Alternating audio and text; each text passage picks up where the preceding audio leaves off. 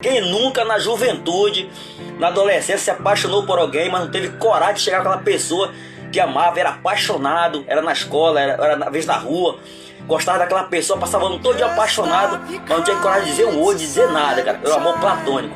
Todo mundo na juventude viveu isso. Eu vivi uma história assim, lá na rua da minha casa, cara. Da minha casa dava pra ver a janela do quarto dela. E ela curtia um monte de banda da época lá, era a banda Gênesis do Havaí, Legião Urbana. Eu comecei a curtir essas bandas também, porque ela ouvia, eu comecei a ouvir também, cara. O problema é que ela era uma das meninas mais bonitas ali da rua, cara. E eu era muito feio, cara. Eu era feio, cara, demais, cara.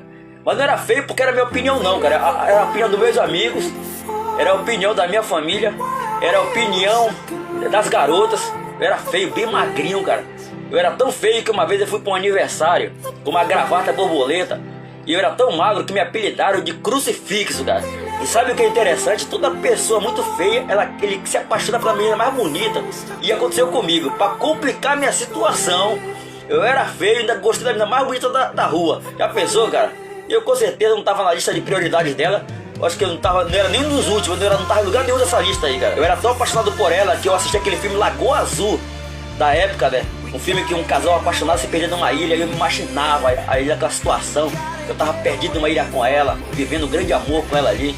Cara, claro que hoje que eu sei que um casal perdido numa ilha aí não tem nada de romântico, né? É ferrado de Carapanã, não tem como sobreviver, pegando chuva, pegando sol, né, cara? Mas no meu romance, no meu pensamento ali, eu vivia aquele romance com ela ali, cara. Eu tava apaixonado. E até então eu comecei a namorar com ela. Todo mundo ficou sabendo do meu namoro com ela. Só quem não sabia que eu namorava com ela era ela mesmo, cara. Ela é a única que não sabia. Eu contava pra todo mundo uma história mirabolante que eu namorava com ela.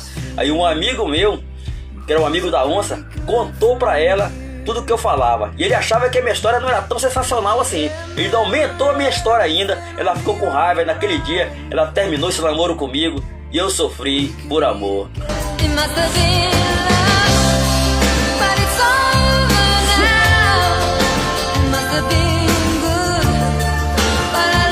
Ela ficou com tanta raiva que ela disse que ia contar pro pai dela, né? Tudo que eu tinha dito, e eu acho que ela contou mesmo, que ele andou me encarando. E eu falei, cara, eu vou apanhar desse cara, velho. E a coisa mais absurda dessa história aí, que eu já vi gente querendo bater algum rapaz porque namorou com a sua filha, beijou a sua filha, mexeu com a sua filha. E eu ia apanhar de graça, cara. Eu nunca nem tinha mexido com ela, nem paquerado ela, eu nunca tinha beijado ela, eu nunca tinha dito um oi pra ela, e ia apanhar de graça mesmo, cara. Olha a situação que eu me meti. Agora eu tinha que andar escondido do pai dela na rua, e escondido dela também, cara. Eu sabia a hora que ela ia comprar pão, eu ia no outro horário, andava escondido no meio da rua, parecia com medo pra ela não me ver, com vergonha daquela situação.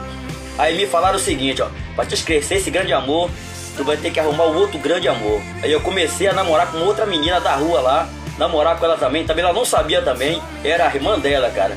Comecei a paquerar a irmã dela, comecei a contar uma história de amor que eu vivia com a irmã dela, que não existia, só na minha mente. Aí um amigo meu contou lá no colégio que ela estudava, e todo mundo chamava ela pelo meu nome. Ela ficava, acho que ela ficava assustada. Por que tá me chamando por esse nome aí, cara? A coitada nem sabia por que era, porque ela namorava comigo sem ela saber. E pensando bem, hoje em dia, eu acho que eu infernizei a vida daquelas garotas com a minha paixão, com o meu amor e com a minha loucura, cara. E eu quero dizer uma coisa pra você, todo mundo na juventude passou por uma situação assim, de um amor platônico, de gostar de uma garota, de um garoto, né? E nunca se declarar pra essa pessoa. Isso faz parte da juventude. Claro, talvez tua história não foi tão louca, tão doida assim que nem a minha, porque eu era um maluco mesmo na época. E eu quero aproveitar essa história pra dizer pra você que você tá vivendo uma melhor fase da sua vida, que é a juventude. A juventude é uma fase brilhante. Os amigos de juventude vão marcar tua vida para sempre. Você vai guardar essas amizades no coração para sempre. As histórias que você viveu nessa época, você nunca mais vai esquecer na sua vida. Mas eu quero dar uma opinião para você, dizer uma coisa para você. Viva a palavra de Deus na juventude. Leia a Bíblia, para que você venha tomar decisões corretas. Porque a maioria das decisões que você tomar na juventude vai refletir na tua vida.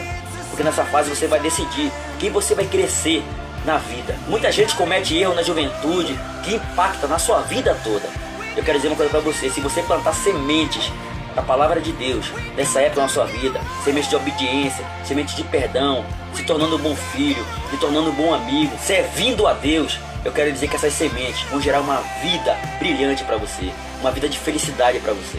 Então, viva a juventude, viva tudo que ela tem para viver, mas nunca esqueça de Deus. Nunca esqueça de viver a palavra de Deus.